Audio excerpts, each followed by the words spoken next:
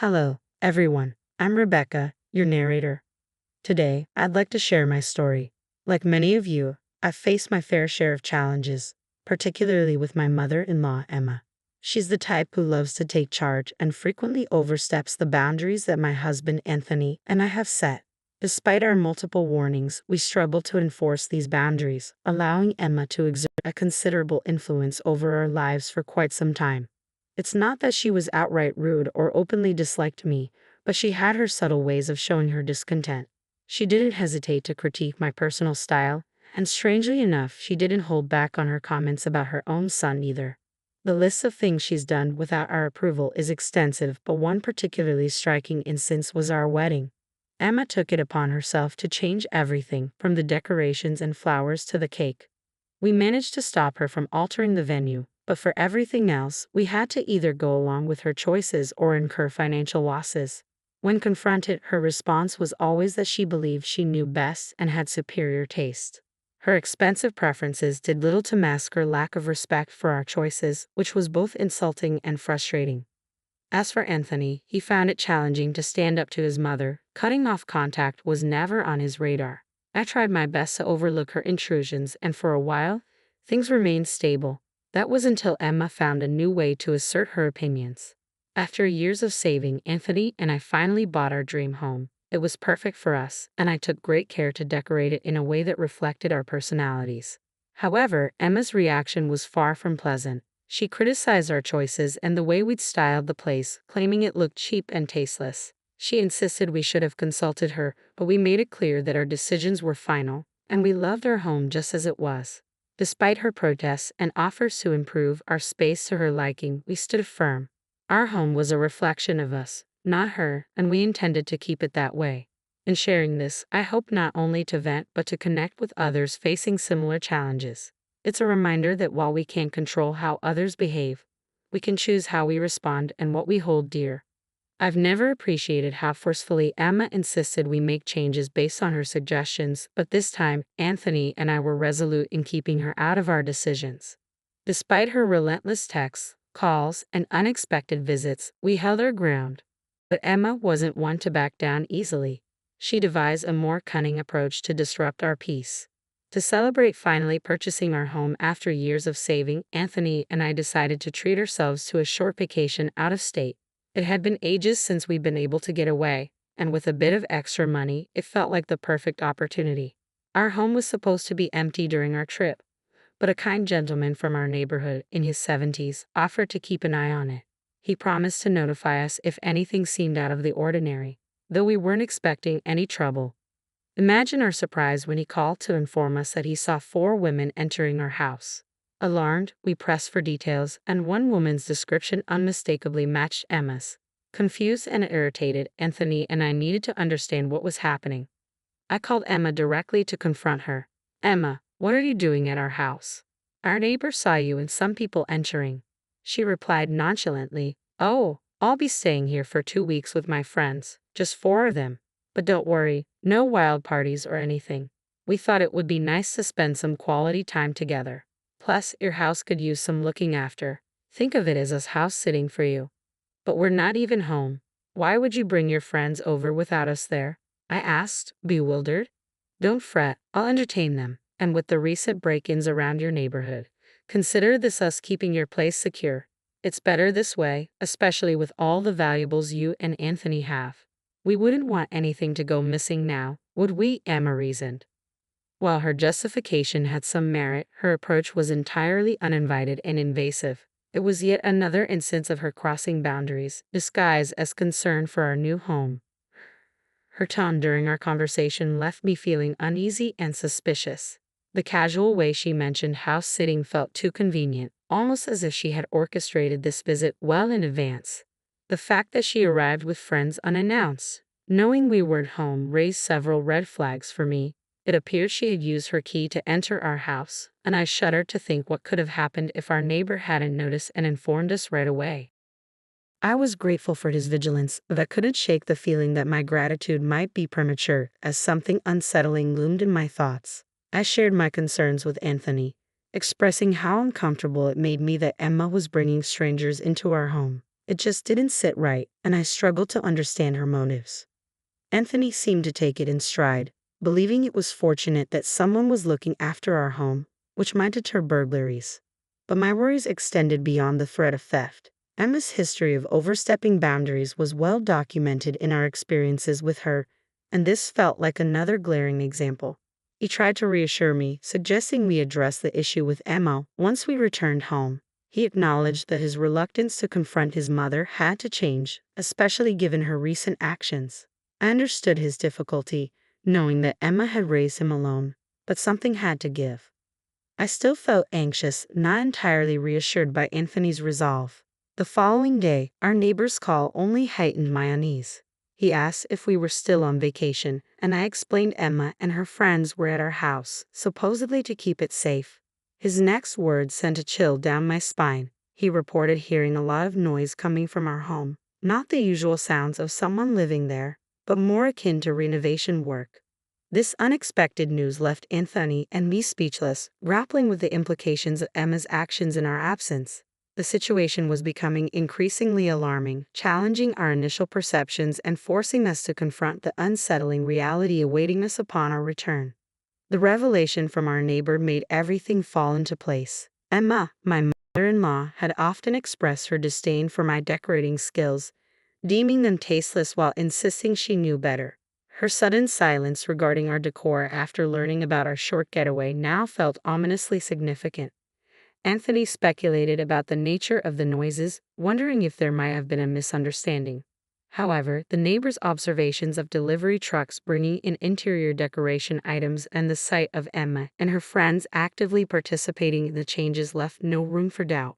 It turned out that one of her companions was a known interior decorator, a detail that only deepened our suspicions.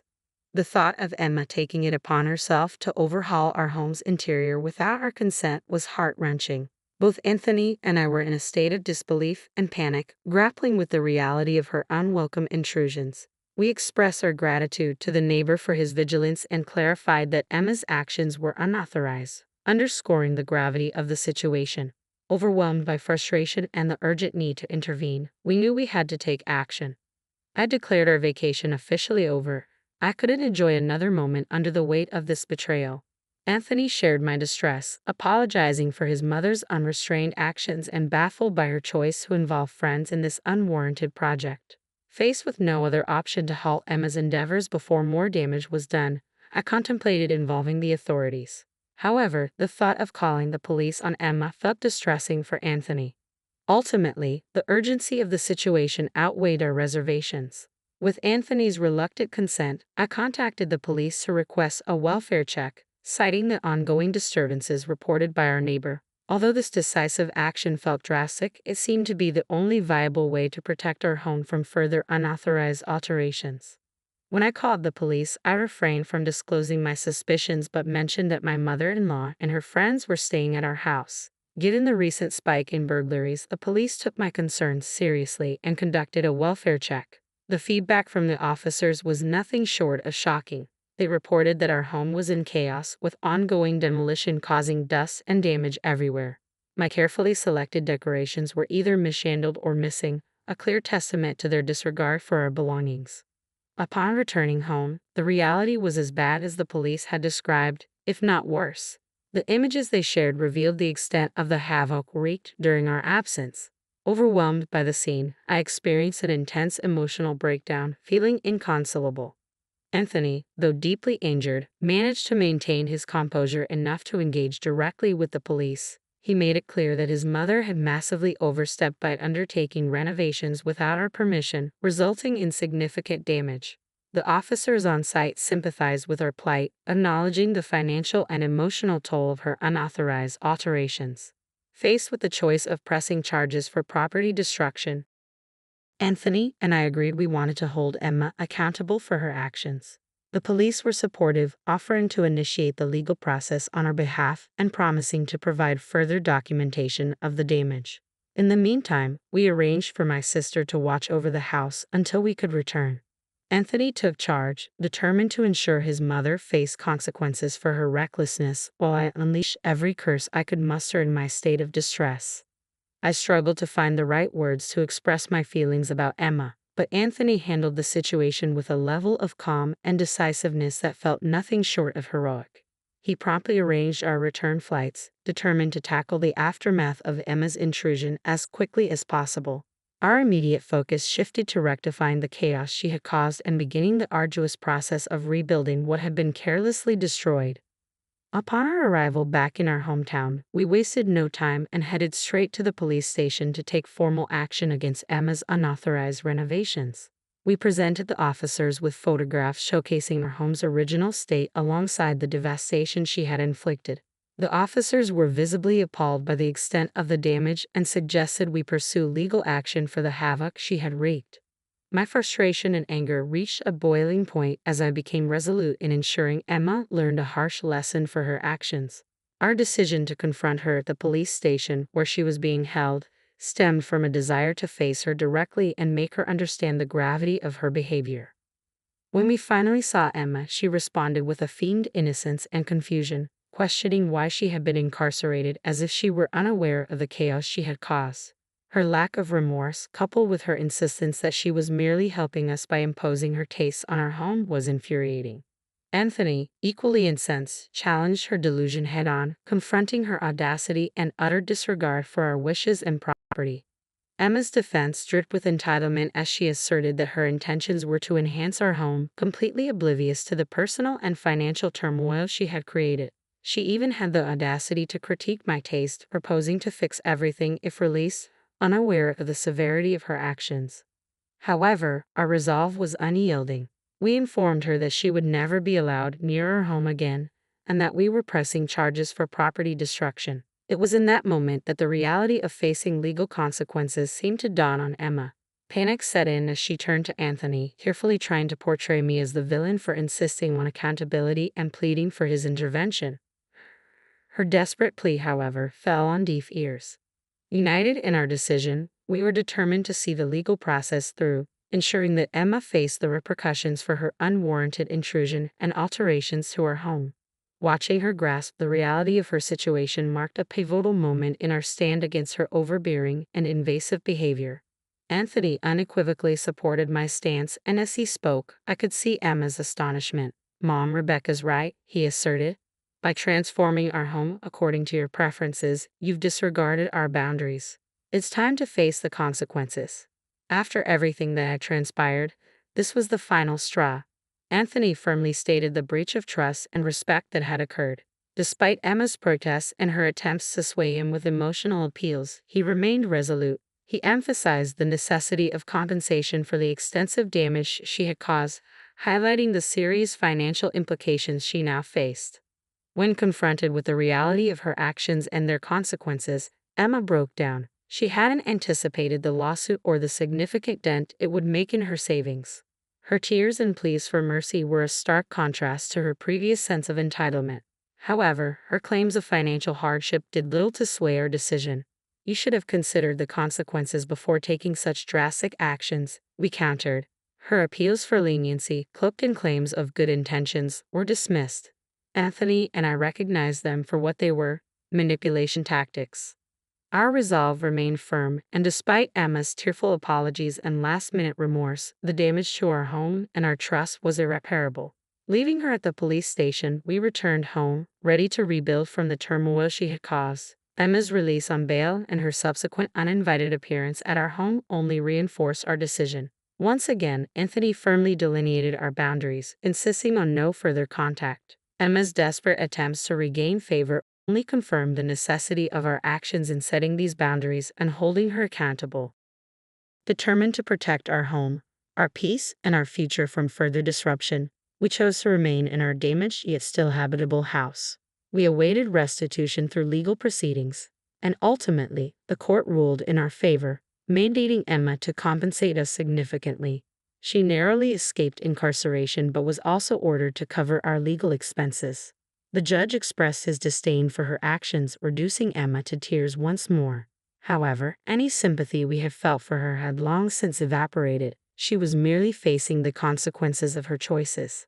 Emma's social circle, including the friends she had involved in her scheme, quickly distanced themselves from her. unwilling to be associated with her follies. Following the court's decision, Emma approached us tearfully, appealing for forgiveness and lamenting her financial hardships, which had worsened due to the cessation of the financial support Anthony had provided. For years, he had generously given her an allowance, but he decided to halt it in light of her destructive behavior and the legal troubles that followed. Despite her desperate pleas highlighting her dire financial situation, we remained unmoved. Anthony stood firm in his resolve, stressing the importance of facing the repercussions of one's actions. Emma suggested moving into our guest room as a means to reconcile and perhaps regain financial stability, but we unequivocally refused. Anthony made it clear that she was no longer welcome in our home or our lives, signaling a period of no contact to allow us to heal and reassess her place in our lives, if there was any place left for her. Emma's reaction to Anthony's stance was one of disbelief and desperation, culminating in an emotional scene on our doorstep. However, having witnessed her manipulative tactics firsthand, we were resolute in our decision to sever ties. In the months that followed, we experienced newfound peace. The absence of Emma's judgmental presence allowed both Anthony and me to embrace a more carefree and positive outlook on life. This ordeal prompted us to consider maintaining this distance permanently, hopeful for a future free of turmoil and interference.